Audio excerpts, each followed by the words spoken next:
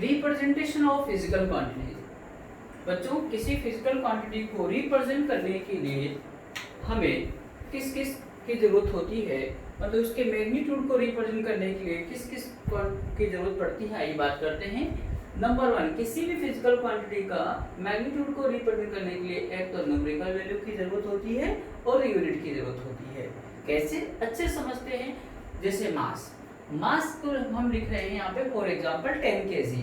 अगर मैं केवल 10 लिख दूं तो कोई मीनिंग नहीं होगा कि व्हाट इज 10 मास किसी बॉडी का 10 है तो इसका कोई मतलब नहीं है, ठीक है। तो मुझे 10 तो उसकी न्यूमेरिकल वैल्यू लिखना होगा और बाद में उसकी यूनिट भी लिखना होगा, जैसे केजी लिखा है तो अब पूरी बात समझ में आ रही है कि 10 kg किसी बॉडी का मास है, ठीक है। तो किसी बॉडी के मास को रिप्रेजेंट करने के लिए यहाँ पे हमें न्यूमेरिकल वैल्यू 10 और उसकी यूनिट दोनों देना जरूरी होता है। इन एसआई सिस्टम में हमने ऐसा लिखा, ठीक है। तो यहाँ पे इस मास के न्यूमेरिकल वैल्यू तो क्या है 10 और इसकी यूनिट क्या है केजी। इसको हम अनदर यूनिट सिस्टम में अगर चेंज करना चाहते हैं, मतलब एसआई से सीजीएस में कन्वर्ट करना चाहते हैं, तो हम जानते हैं 1 kg = 1000 ग्राम, तो 10 × 1000 कर दूंगा तो ये आपके पास में मास की वैल्यू आ गई है 10,000 ग्राम, ठीक है, इन सीजीएस सिस्टम। तो अब बड़े ध्यान से देखिएगा, यहाँ पे ये एक यूनिट सिस्टम से दूसरे यूनिट सिस्टम में चेंज कर दिया, एसआई से सीजीएस में चेंज कर दिया, तो मुझे बताओ क्या न्यूमेरिकल वैल्यू चेंज हो गई क्या? जी हाँ, यहाँ तो एसआई में न्यूमेरिकल वैल्यू 10 था, यहाँ पे 10,000 हो गया है। क्या यूनिट चेंज हुई क्या? यस, केजी था, इसमें ग्राम हो गया, तो यूनिट भी चेंज हो गई। लेकिन क्या मैग्नीट्यूड चेंज हुआ क्या? मैग्नीट्यूड चेंज हुआ क्या? जी मैग्नीट्यूड चेंज नहीं हुआ। क्यों? एक बात बताइए, 10 kg बोलूं या 10,000 ग्राम बोलूं, मतलब तो एक ही है ना। कैसे, फॉर एग्जांपल हम किसी मिठाई वाली दुकान पे गए, ठीक बात है क्या? एक व्यक्ति बोलता है कि भैया जी 10 kg मिठाई तोल दीजिए, दूसरे भैया बोलते हैं उसी शॉपकीपर को कि भैया जी नहीं 10,000 ग्राम मिठाई तोल दीजिए। बताइए दोनों में लेके आ गया कौन ज्यादा है? बताइए, दोनों बराबर है भाई, ठीक है। तो यानी हम कह सकते हैं कि मैग्नीट्यूड चेंज नहीं होता है, इसका बोलो न्यूमेरिकल वैल्यू चेंज हो जाती है और यूनिट भी चेंज हो जाती है। कब? जब एक फिजिकल क्वांटिटी के मैग्नीट्यूड को एक सिस्टम से दूसरे सिस्टम में चेंज करते हैं, ठीक है। तो बच्चों हम लिख सकते हैं PQ = NU से रिप्रेजेंट करना होता है, और अभी हमने मालूम किया कि ये मैग्नीट्यूड जो NU है दैट इज कांस्टेंट, ठीक है क्या? तो NU कांस्टेंट होता है, N inversely proportional to base unit, ठीक है क्या? N न्यूमेरिकल वैल्यू है, U यूनिट सिस्टम, ठीक है, बेस यूनिट सिस्टम। तो यहाँ पे हम इस NU = कांस्टेंट को लिख सकते हैं N1U1 = N2U2, और ये फॉर्मूला आगे यूजफुल रहेगा।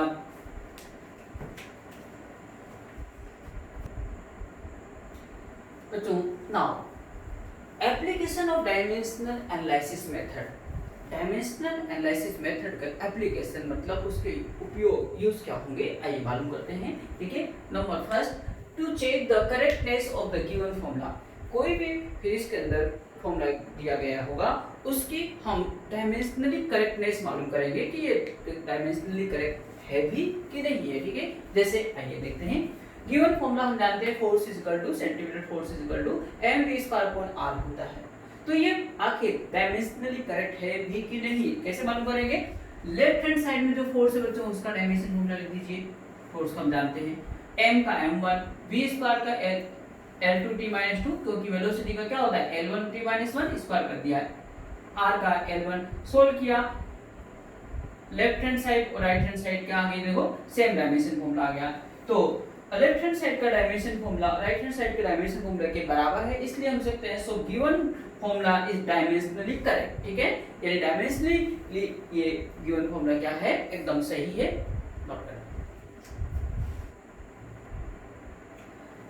नेक्स्ट एग्जांपल देखिए बच्चों, time period of a simple pendulum हम जानते हैं t = 2π√L/g, ठीक है।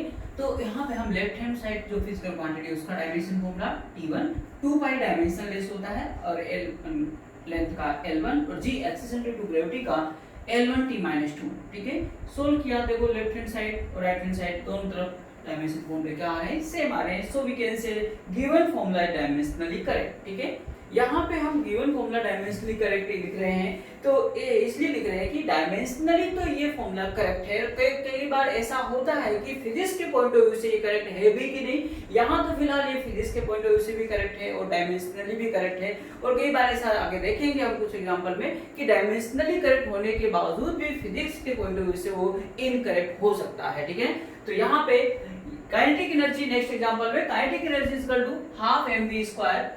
काइनेटिक एनर्जी का डायमेंशन फॉर्मूला वही होता है जो वर्क डन का होता है, m1L2T-2, और हाफ का कोई डायमेंशन फॉर्मूला नहीं होगा, मास का m1, वेलोसिटी का स्क्वायर यानी L2T-2, ठीक है।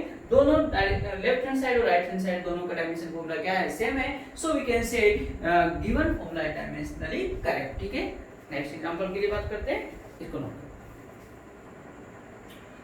नेक्स्ट एग्जांपल बच्चों देखिएगा, v = u + at, ठीक है।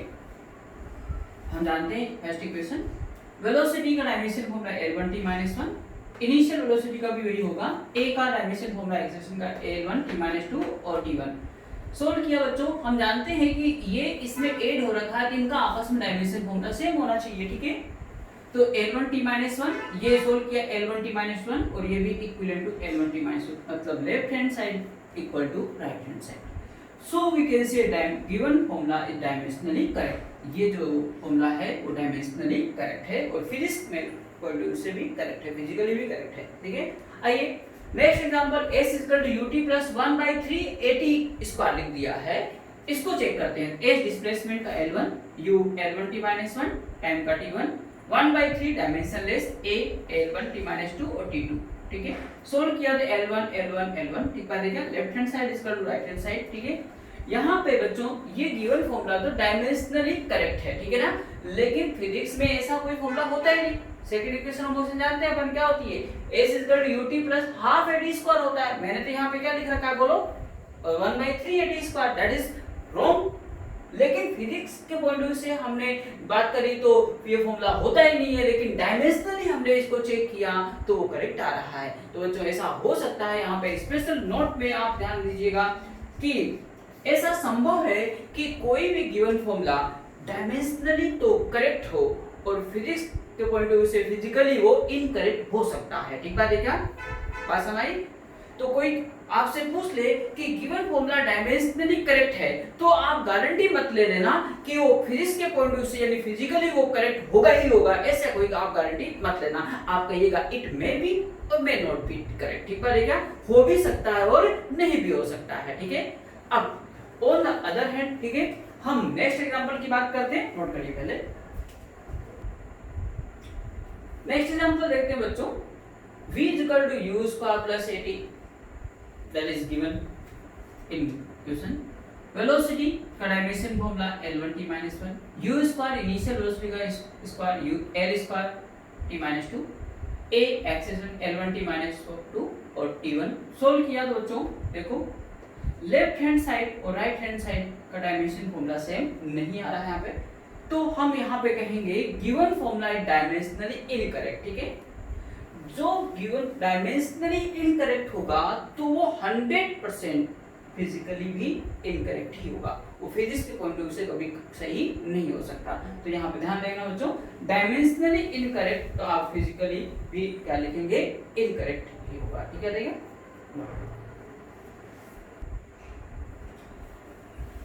सेकेंड एप्लीकेशन की बात करते हैं बच्चों, to convert a physical quantity from one unit system to another unit system, एक यूनिट सिस्टम से दूसरे यूनिट सिस्टम में चेंज करना किसी भी फिजिकल क्वांटिटी की वैल्यू को।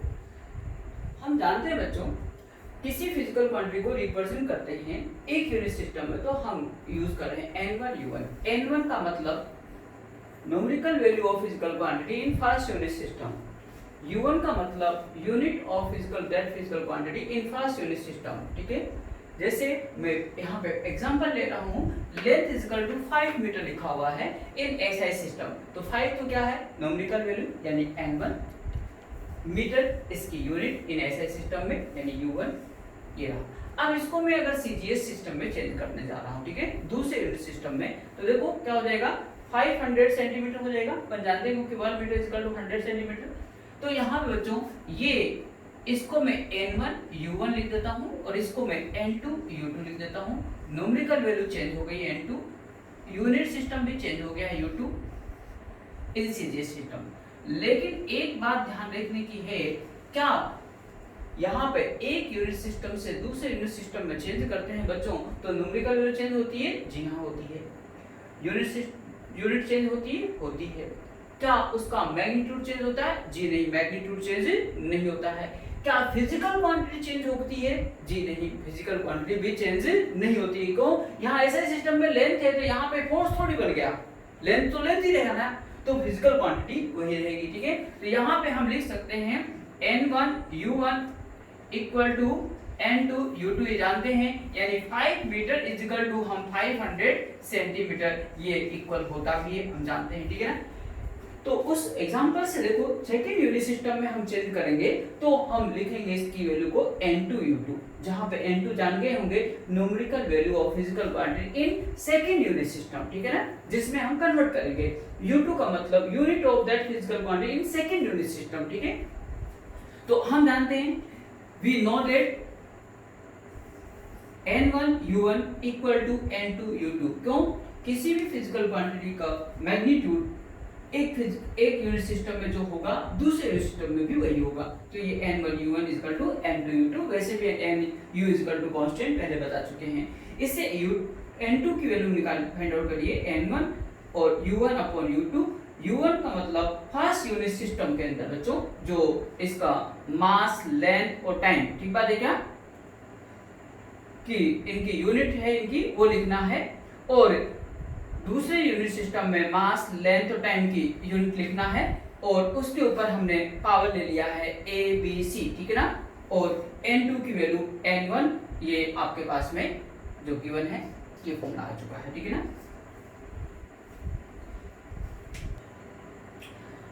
तो जो अभी हमने फॉर्मूला मालूम किया था इसका अच्छा सा यूज इस क्वेश्चन में हो जाएगा।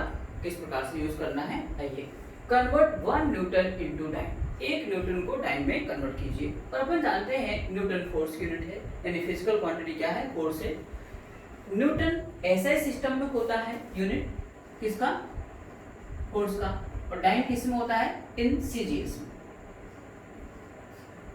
इसका मतलब एसआई सिस्टम से सीजीएस सिस्टम में हमें कन्वर्ट करना है, यानी 1 वाले कौन हुए बोलो, 1 वाला कौन सा सिस्टम हुआ, एसआई, और सेकंड वाला कौन होता है जिसमें कन्वर्ट करना होता है, तो 2 वाले कौन सा सिस्टम हुआ, सीजीएस। अभी और क्लियर करते हैं, देखिए n2 ये फॉर्मूला अपन जानते हैं इक्वल टू, हियर फोर्स का डायमेंशन फॉर्मूला हमें आना चाहिए m1 l1 t-2। कंपैरिजन करेंगे बच्चों, तो यहाँ पे मास के ऊपर पावर a है, यहाँ पे 1 है, तो a इक्वल टू 1। लेंथ के ऊपर पूरी पावर यहाँ b है, यहाँ पे 1 है, तो b इक्वल टू 1। टाइम के ऊपर पावर c, यहाँ पे -2, तो c इक्वल टू -2। कंपेयर करने से a b c की वैल्यू हमें मिल गई है। ठीक है, इस फॉर्मूले में वैल्यू पुट कर दीजिए। n1 की वैल्यू 1 न्यूटन है, तो n1 की वैल्यू 1। बच्चों यहाँ पे 1 m1 l1 t1 का मतलब मास, लेंथ और टाइम की यूनिट लिखिए in first unit system. First unit system कौन सा है, एसआई। तो एसआई के अंदर मास की यूनिट सिस्टम, मास की क्या होती है यूनिट, केजी होती है बच्चों। ठीक है, और 2 का मतलब है सेकेंड यूनिट सिस्टम में जिसमें हमें कन्वर्ट करना है, सीरीज में कन्वर्ट करना है, उसमें मास, लेंथ और टाइम की यूनिट लिखिए। ठीक है, तो यहाँ पे m2 का मतलब सेकेंड यूनिट सिस्टम में इसकी यूनिट क्या होगी, किसकी, मास की, तो यहाँ ग्राम लिखूंगा। a की वैल्यू कितना है बोलो बच्चों, a 1 है। l1 का मतलब फर्स्ट यूनिट सिस्टम, मतलब कौन सा, एसआई। एसआई के अंदर लेंथ की यूनिट क्या होती है बोलो, मीटर, इसलिए मीटर लिखा है। L2 का मतलब इन सेकंड यूनिट सिस्टम, यानी जिसमें कन्वर्ट करना हमको, सीजीएस, उसके अंदर मास की लेंथ की यूनिट क्या होती है बच्चों, सेंटीमीटर। ठीक है, और b की वैल्यू कितना देखो, 1, ये रहा। T1 का मतलब फर्स्ट यूनिट सिस्टम में टाइम की यूनिट सेकंड होती है, और T2 सीजीएस में भी सेकंड होती है, और c की वैल्यू ये रही -2, ये रही।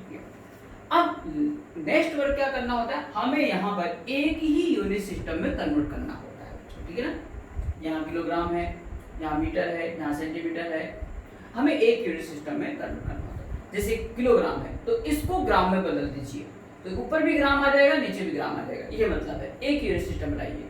तो 1 kg इक्वल टू 1000 ग्राम होता है। तो देखो 1000 ग्राम और नीचे भी ग्राम, ठीक बात है क्या? ऐसा हमें करना है। यहाँ मीटर है तो मीटर को किस में बदल दो आप? सेंटीमीटर। माने हमें इनको एक यूनिट सिस्टम में लाना होता है, ठीक बात है क्या? चलिए तो यहाँ पे क्या लिख दूंगा, मीटर के स्थान पे 100 सेंटीमीटर और नीचे सेंटीमीटर। सेकंड यहाँ तो सेम है तो कुछ नहीं करना, ठीक है। और 1 हो गया, 1 की पावर कुछ भी हो हमेशा 1 ही आता है, ठीक बात है क्या? इनको सोल्व कर लिया, कैंसिल हो गए हैं, 10 की पावर 5 आ गया n2 की value. So implies 1 newton is equal to 10 raise to power 5 time. ये हमारे पास में रिजल्ट आ गया, ठीक है। इस तरह से करना होता है। नेक्स्ट एग्जांपल बच्चों, convert capital G universal gravitation constant 6.67 into 10⁻11 newton metre square upon KG square, मतलब ऐसा सिस्टम में वैल्यू है, इसको कन्वर्ट करना है CGS सिस्टम, ठीक है। तो बच्चों हम जानते हैं n2 इक्वल टू, ये फॉर्मूला अपन जानते हैं, उसको हमने लिख लिया है। Capital G universal gravitation constant की डायमेंशन फॉर्मूला m-1 L3t-2 होता है, जो कि अपन पहले पढ़ चुके हैं। कंपैरिजन करने पर a की वैल्यू कितना आया? -1, b की वैल्यू 3 आया और c की वैल्यू -2 आया, ठीक है। यहाँ पे n2 इक्वल टू n1 की वैल्यू गिवन है 6.67 10 to -11 लिखा। m1 ऐसे सिस्टम में मास की यूनिट kg, 2 का मतलब जिसमें कन्वर्ट करना है CGS में ग्राम, और a की वैल्यू -1। L1 m के सिस्टम में, ऐसे सिस्टम में लेंथ की यूनिट क्या है? मीटर, और CGS में सेंटीमीटर, यानी जिसमें कन्वर्ट करना है, और b की वैल्यू कितनी है? 3, यहाँ पे दिया। सेकंड दोनों यूनिट सिस्टम में सेकंड है -2। और बच्चों हमने बाद में बताया था कि इनको सेम यूनिट सिस्टम बनाए, केजी को ग्राम में चेंज करिए, मीटर को सेंटीमीटर में, ताकि यहाँ पर भी सेंटीमीटर, यहाँ पर भी सेंटीमीटर, यहाँ पे भी ग्राम, यहाँ पे ग्राम, और सेकंड 1 हो गया, और जितनी भी हो 1 ही होगा। इसको सोल्व किया तो ये वैल्यू आई है 6.67 into 10⁻8, यानी हम लिख सकते हैं कि 6.67 into 10⁻11 newton metre square upon KG square की वैल्यू इन CGS सिस्टम होगी 6.67 into 10⁻8 dyne centimetre square upon gram square, ये। बच्चों नेक्स्ट एग्जांपल देखिए, 1 जूल जो कि एनर्जी की यूनिट होती है, इसको एक ऐसे यूनिट सिस्टम में हमें कन्वर्ट करना है जो कि ना तो SI है, ना CGS है, ना पता नहीं कौन सा यूनिट सिस्टम, कोई अलग ही यूनिट सिस्टम है, ठीक है ना, जिसमें लेंथ को मेजर किया जा रहा है, यानी लेंथ की यूनिट उस सिस्टम के अंदर, जो नया यूनिट सिस्टम है उसकी 10 मीटर है उसकी यूनिट, और मास की यूनिट 10 kg है, और टाइम की यूनिट 1 मिनट है। ऐसा कोई अलग प्रकार का सिस्टम है, उस सिस्टम के अंदर हमें इसकी न्यूमेरिकल वैल्यू फाइंड आउट करनी है, ठीक है। तो बच्चों फॉर्मूला तो वही यूज करेंगे, बट कैसे करना है इस इक्वेशन को, आइए। n1 ये फॉर्मूला हमने लिख लिया। एनर्जी का डायमेंशन फॉर्मूला m1 L2t-2, और कंपैरिजन किया तो a की वैल्यू 1, b की वैल्यू 2 और c की वैल्यू -2, ठीक है बच्चों। अब देखिए n2 इक्वल टू n1 की वैल्यू 1, यहाँ पे m1 का मतलब है जूल, यानी SI सिस्टम, उसके अंदर क्या यूनिट होती है इसकी? केजी, 1 kg लिख दिया।